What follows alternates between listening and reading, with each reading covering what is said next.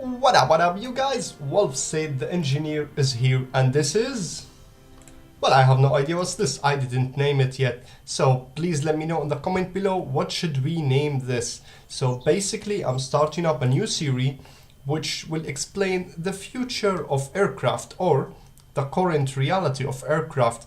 I was searching recently and I found out that we have no idea when we will go supersonic or hypersonic for that example.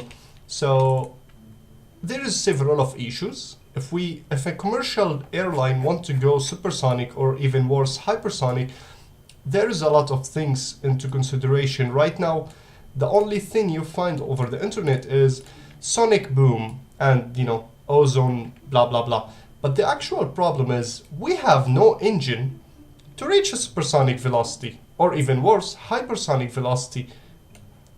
An example is here. So I built basically this airline, and this is a test bench. So we're using a standard static turbofan engine, more likely an afterburner turbofan engine, a jet engine or turbojet engine, and the J58, which was used on the Blackbird. This is a combination of ramjet and turbojet, and here in the end we got a ramjet engine. So let's send this bird up and I'll explain on the way. Okay, so there goes our craft. It's important to notice that I'm using advanced jet engine, by the way, and realism overhaul Ferrum Aerospace program to make this as real as possible. Now on ground level I've put the throttle to 5%, so if we check the static turbofan jet engine, it's now warming up and giving us approximately 7 to 8 kiloton of thrust. The turbofan, let's call it an afterburner, is giving us a little bit less at ground level with a speed of 0. The turbojet engine, on the other hand, is performing 16 kiloton of thrust. The J58 is also, at this moment, it's a turbo ramjet engine. So it's giving us 20, and the ramjet engine, it doesn't work because a ramjet engine to work it need to be at least 0.3 Mach. So let's start accelerating a little bit, warming up the engine, and send this bird to fly and see how would the engine perform. Now, whoa, oops, my bad, take two. All right, so we got it again. Now all engine is being activated, full throttle ahead. So as you can see, the engine needs more time, an advanced jet engine, because it's realistic. It needs to heat up and start burning some air in turn until it's activated specifically for the turbofan engine. On the other end, the turbojet engine, of course, it can burn fuel directly and ramp up very quickly. This plane is rather heavy and huge, but I'm using Ferrum Aerospace, so it should take off rather easily. So, can it take off? Not really. Let me take this bird up and I'll explain. As you can see, the ramjet engine has been activated. It's minus thrust until it ramp up a little bit. And now we are reaching the end of the runway. Would this take off? Well, it does. I designed it after all. So at the speed of 200, as you can see, the ramjet engine is not providing much of thrust. It's just 4 kiloton, but this is just a Kickstarter. Honestly, I have no idea how to build this, so I created this as a test bench. Now, if we look at the turbofan jet engine, it's consuming a little less fuel than any other, but doesn't provide a good thrust. And the turbofan afterburner is providing us 100 kiloton. The turbojet is providing us 108. The J58 is providing us 160. The reason for that is now we have a speed of almost Mach 1 at sea level, let's call it. And there goes the ramjet engine. The ramjet engine doesn't perform or outperform anything at this moment. Now what does this tell us is, to make a supersonic aircraft, or even better, a hypersonic aircraft, we will need to use a combination of turbo ramjet engine for takeoff and acceleration, and then ramjet engine for cruising speed. The reason we will use a ramjet engine for cruising is the fuel consumption. If we will right now it's providing us 12 kiloton of thrust and using only 1.5 kilogram per second. On the other end, the turbo ramjet engine is providing us 100 but spending 4.5 kilogram of thrust. So to make this thing work, we need to use a combination that's gonna take off the airplane from the speed of 0, accelerate it to at least Mach 1 before the ramjet engine kicks in and start acceleration.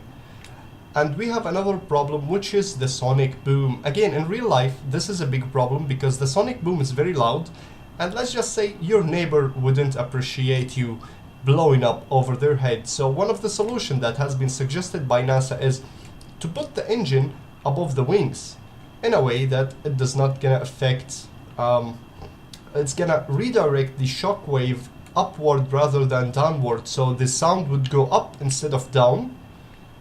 And now let's retrofit this airplane into fitting that issue. Alright there folks, so I fixed up the issue with the engine. I'm using now 3 turbojet engine and 2 ramjet engine. I have reduced the wing 2 steps below the engine. So right now basically the engine is above the wingspan. We need also to actually bring them forward. So 1, 2. Alright folks, there we are on the runway. An important thing that I did forget to mention is at a hypersonic velocity you need radiator. Well, in real life you don't need to, but there is a problem which is overheating. In hypersonic velocity, the particle would condense very fast that the friction would cause the airplane to heat or overheat. It depends on, well, your speed. In real life, one of the solutions is to use titanium plates to protect the body of the airplane. Well, in Kerbal Space Program, just slap on fuel radiator and everything will be alright. So my target now is to reach a hypersonic velocity at least above 1000 meters per second. Now I've replaced the engine. We have 2 ramjet engine, 3 turbojet engine. We are having at least 600 kiloton of thrust, spending, well, a lot of fuel. Okay, so the ramjet engine started kicking in. We reached the 150 meters per second, 130 meters per second. V1, please take off. Take off. Okay, we don't have enough lift. Come on, lad. Please take off. We are reaching almost 180, 185, and we have a lift off. Okay, so the design did work so fast. Now, the question would be, would it actually accelerate beyond Mach 1? One of the actual issue that airplane does have, again, as we mentioned, is would the airplane accelerate beyond Mach 1? Because that acceleration is very important, so the ramjet engine would kick in. And with the exception of Blackbird, the Blackbird does accelerate to Mach 1 rather easy. However, it spends a hell load of fuel doing so. Right now we are spending, let's see, we are spending 40 kilogram or 40 liter per second of kerosene liquid fuel. So would this be enough for us to reach, well, actually we reached Mach 1. Let me get Ferrum Aerospace here and see what's our speed. So based on our current altitude and atmosphere density, we are at 0.77 of a Mach. So next goal is to accelerate at least, let's say, 40 kilometers. I don't think we would reach the 40 kilometer barrier, but I want to accelerate as fast as possible, and then let's see would this make it. So I'll see you then. Okay, so as I see, we pretty much reached the maximum altitude for the turbojet engine, or the well, all the engines, to be honest. Now we are not producing much of thrust to accelerate beyond 300 meters per second, which is at this point is almost Mach 1. Now to actually reach our goal, we still need more engines. So solution is, well, let's add another 2 engine to give us a little bit of a push, and I got the best place for those engine. So back to the drawing board. Okay, so toward the road of perfection, I have adjusted the airplane a little bit. I decided to give the J58 a chance because it will outperform both engine at the same time. The J58, which again was used on the Blackbird, is a turbo ramjet engine and a scramjet engine at the same time. Now it doesn't require a lot of air or air intake, however it requires a lot of fuel, especially before Mach 1. After Mach 1 it will be more or less reasonable. I've added a few wing strake to make sure the flight will be stable. As usual, I adjusted the last bit of the wing to be upward a little bit to provide more stability. So place your bets, we're gonna take it for a ride. Okay, moment of truth, part 3. Activated the engine. We are spending, well, it's hard to tell as the engine is still ramping up, but apparently we are spending a lot of fuel as these jet engine or turbo ramjet engine have a very combustion rate and they would provide the most thrust. As you can see, we are already at 125, 130, and these are merely 100, so we are accelerating rapidly and very fast. We have reached 100 meters per second. The ramjet kicked in, and there we go. All right, so we are spending right now around 70 liter per second, 150 meters per second, 180 meters per second, and liftoff. Okay, so apparently the idea did work. We have accelerated rather fast and rather very good. Question is, again, would we break the Mach barrier? So pretty much I'm flying this manually, which is a little bit annoying. The turbo ramjet engine is providing us with 160 kiloton of thrust with a combustion rate of 7. The turbojet engine is providing us a little bit less, which is 100 kiloton, spending a lot of fuel compared to the turbo ramjet engine, and have a combustion rate of 8. Well, actually this is spending more fuel, but obviously it's providing us with more thrust. The specific impulse is much better here. And now let's go with the Mach barrier. So Ferrum Aerospace, we are 0.85 of Mach. Let's go on a stable flight, 10-degree pitching up. And Mach 1. Yes, so we are almost at Mach 1. We are actually reaching Mach 1. Come on, you can do it.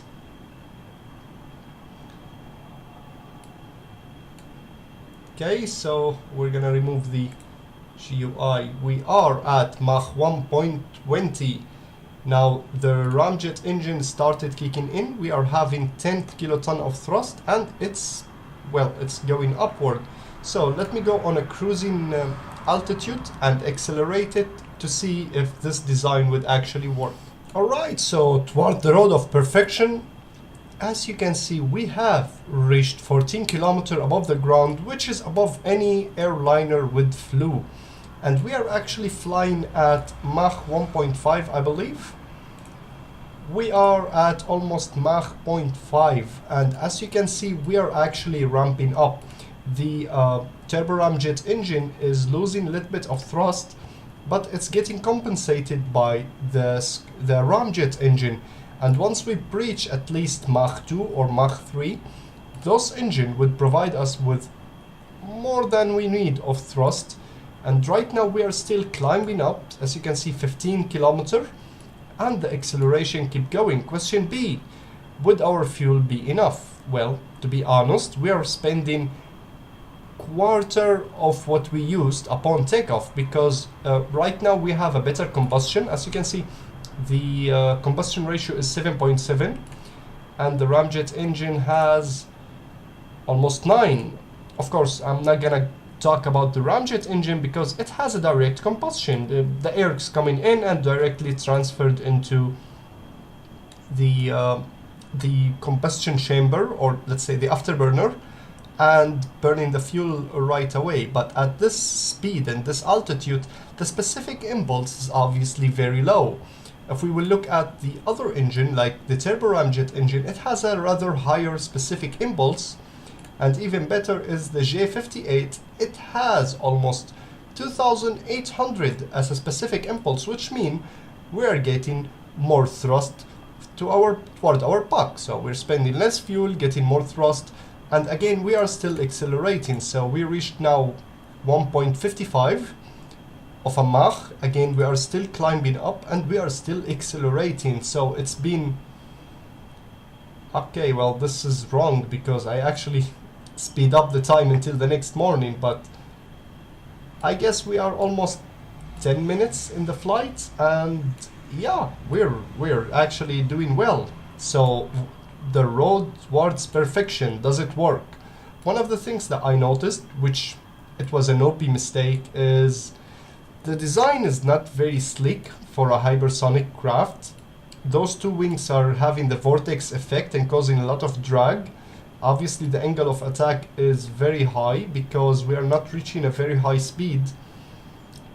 And well, the whole shape of the airplane is definitely not what it is. And it's important to notice, I forgot to mention, this cockpit is actually 4 meter. Each of those compartments are 4 meter because again, I'm using realism overhaul, real fuel and everything. So it's a lot heavier than the stock airplane. I forgot actually to remove all the stuff that we don't need. It's a lot heavier than the stock airplane, and therefore it requires more engine, but it's very close to reality. So this will be almost at the size of an Airbus, and the weight of it will be almost the size of the Airbus, as much as the cockpit weight. I think it's 15 ton-ish, I forgot.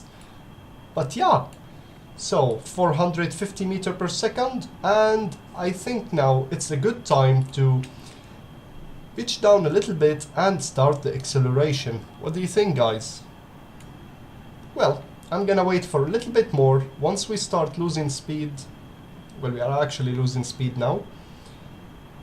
Alright, so moment of truth, time to pitch down a little bit, accelerate at least to 600 meter per second, and then once this ramjet, the ramjet engine kicks in very strongly, we are gonna pull up into a cruising speed above Mach 3. Hopefully this time I will achieve the goal. As you can see, the plane is a little bit shaking left and right, up and down, because the wings in the back is not in line with the airplane, and obviously the cockpit shape and the cargo bay shape is again not the best for a hypersonic speed. So we are reaching now 500 meter per second, almost at Mach 2. The scramjet engine started kicking in. Right, it's time to pull up from this dive. And come on. As you can see, we're still accelerating because, come on, we are having high dynamic pressure. We have 2 Gs and we are going a little bit to the left. Okay, so we have recovered from the dive. We reached the speed of 580 meter, but the plane is more or less out of control, to be honest. Come on. Alright, so we've made it. Based on this, every time I dive, we will actually gain more thrust, and then the ramjet engine would, well, go crazy. Only problem is this plane is not going straight because we need more stabilizers, specifically at the back of the airplane, something to prevent this from yawing left and right. As you can see, the air pressure is pushing the plane to the right, and now we are going to enter a flat spin. If we continue on this, we are still gaining more speed, and the airplane now is going out of control. Flat spin. Yep. Alright, so we got a side sleep. Clumsy.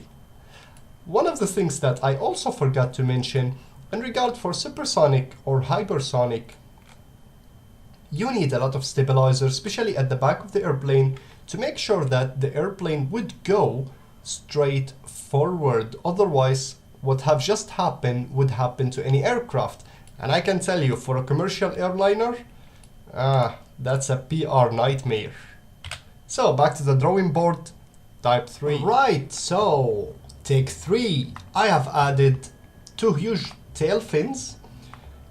I'm using those only for yawing. Those are being tuned to be also for yawing. I've added 4 wing stake and I changed the engine here. So I replaced the turbojet engine with the J58 as it was more efficient and faster. Question B, however, if the air intake would be enough for all the engine. So what I want to do is to add, let's call this, what they are?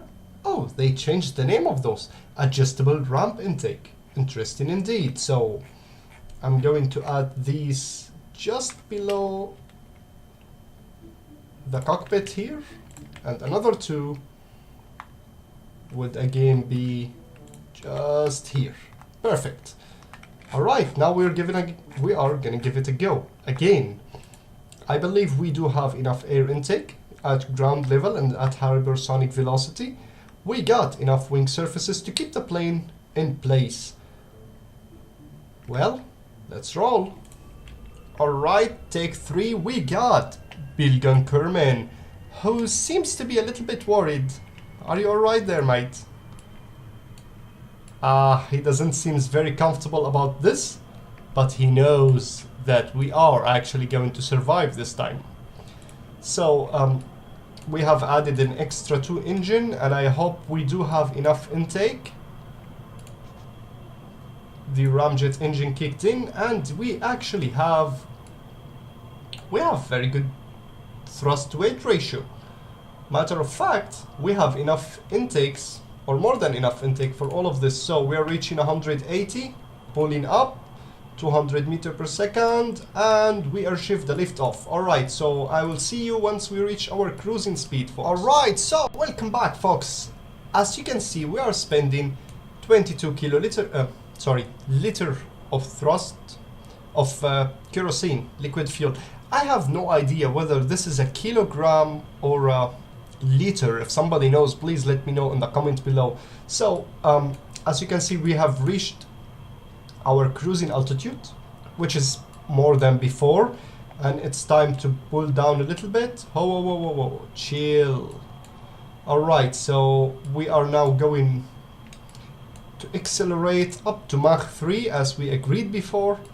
We are reaching Mach 1.1. The engine is pulling out more thrust.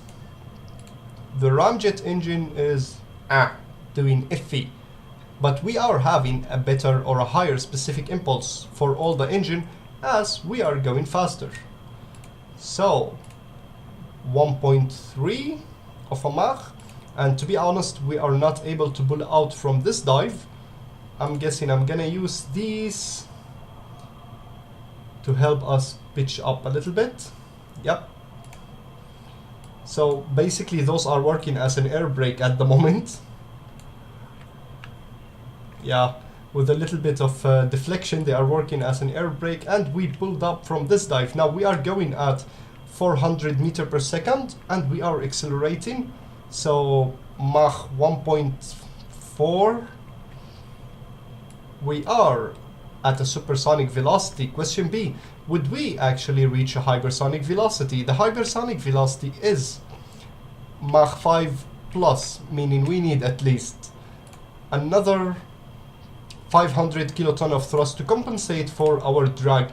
As you can see, our thrust to weight ratio is hangling on 0.50, and our thrust to drag ratio is, well, it's acceptable, to be honest. I mean, we're not having a lot of drag, we are having more thrust than a drag, so we are able to accelerate more and more. As you can see, we reached 1.6, so I'm gonna accelerate a little bit more, and I'll see you guys then.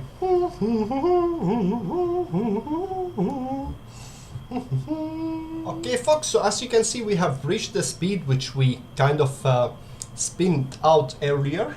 Our thrust to drag ratio is still 1.60, which is great. We are accelerating even further and some of our engines start overheating. Alright, so as it seems those engines reached their maximum capacity. They are almost overheating. We might need to turn them off once we reached our optimum speed for the ramjet engine. So right now the ramjet engine is ramping up and it's gaining more thrust and more specific impulse. We are basically going faster, spending, well, more fuel at the moment, because these engines are sucking the fuel out of the airplane and this engine is doing the same. So the combustion ratio has dropped dramatically, but the ramjet engine started kicking in. So once we reach Mach 3, we might need to turn down the throttle for those engines and then keep on going with the rest of the flight. The flight is right now having a high aerodynamic pressure, but we are almost at a Mach 3 speed, which is giving us again more thrust to drag ratio. We are still climbing. We are flying at 17 kilometers above the ground, which I believe, how many meters is that? How many feet is that? Well, I would just assume that this is the highest airplane ever. Okay, so we are reaching Mach 3.2. Our engine is overheating dramatically. We are, well, it's gonna explode. And it just did. So we are now spending less fuel. And, well, it killed the dead weight, to be honest. That's an extra bonus. I wouldn't even know what to do, even if I intended that. So this ramjet engine is kicked in. Now we are having 33 thrust, 33 kiloton, and we are at Mach 3.2. We are still accelerating. As you can see, our drag to thrust ratio is 1.1. Now this is not the best, but once it reached 1, which is a stable cruising flight, we could again dive down a little bit and gain more thrust or more speed using the gravity, or going down to ramp up the ramjet engine. And once it's kicked in, it can provide us up to 700 kiloton of thrust. With that speed taken into consideration, with the current fuel capacity we got, we could just run half Kerbin. Oh, look at that. The beautiful Earth. I'm using also trajectory, so it kind of can tell us where are we gonna be, or where are we going. Okay, so thrust to drag is almost equal, which means we are not gonna accelerate anymore, and this is our cruising speed. Now I am happy with the result because we have reached Mach 3.2, which is, well, almost as fast as the Blackbird and faster than any commercial airliner could ever go.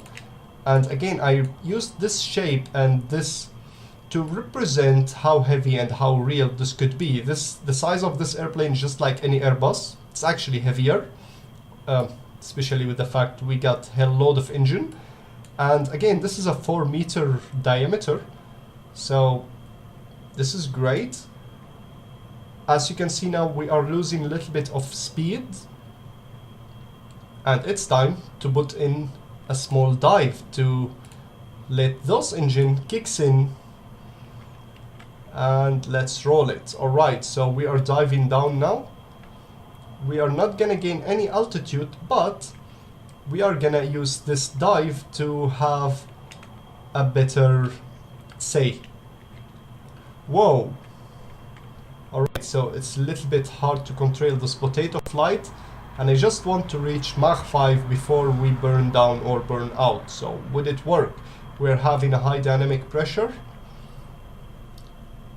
The tail fin should be able to hold us in place. Question again, would we break the Mach 5 barrier? So engine seems to be working well. We are having a lot of thrust. We are burning up rather quickly. 3.5 of a Mach. The ramjet engine did really kicked in, and we are reaching 80 kiloton of thrust right now. I'm guessing it's a good time to pull out from this dive, but I literally count the angle of attack is very high. We are unable to pull off. Okay, that was crazy.